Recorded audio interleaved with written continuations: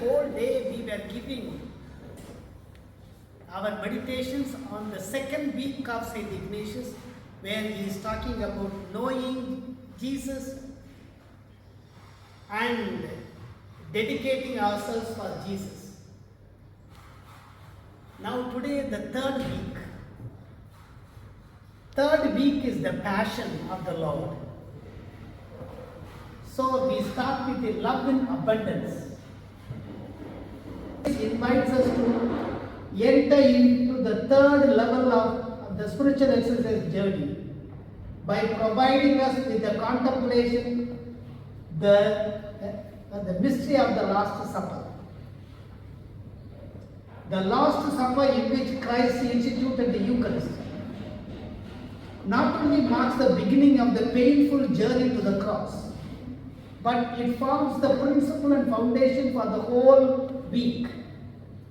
What Jesus ritually performs at the Last Supper through symbols, that is giving his body and blood to the disciples, through the symbols of bread and wine, he goes on to live out in its stark reality when his body will be broken and his blood poured out in the passion and death in order to give life to the world. Washing of the feet of the apostles, John 13th chapter 1 to 20. Normally, as we know, only the John's Gospel gives the washing of the feet.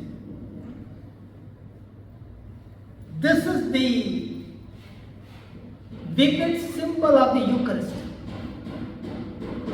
But the Synoptic Gospels will talk about the institution of the Eucharist, as well as the St. Paul's epistle.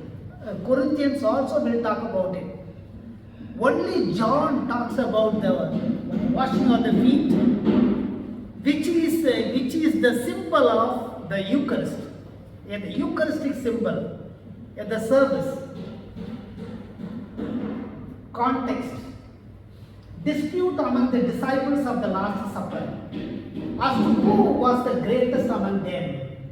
Even at this hour of Jesus, they seem to have failed to grasp the significance of his life. Have we tried to appreciate what this event means for Jesus? See the encounter with Peter, his boldness, but also his genuine desire to share completely with Jesus. Ponder in your heart, do you understand what I have done for you?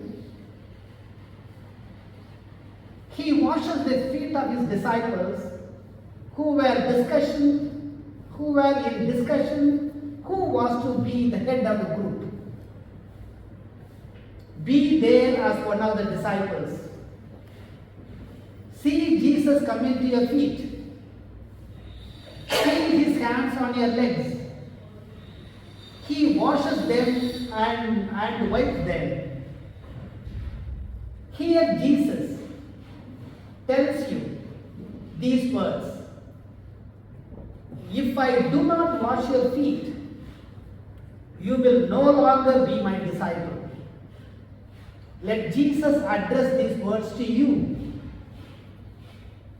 Philippians chapter 2 verses 5-8. In your mind you must be the same like Jesus Christ. Being as all men are, he was humble still, even to accepting death on a cross. All these points are given to you. You can take up anything. You can't exhaust everything today itself. You can choose whatever is appealing to you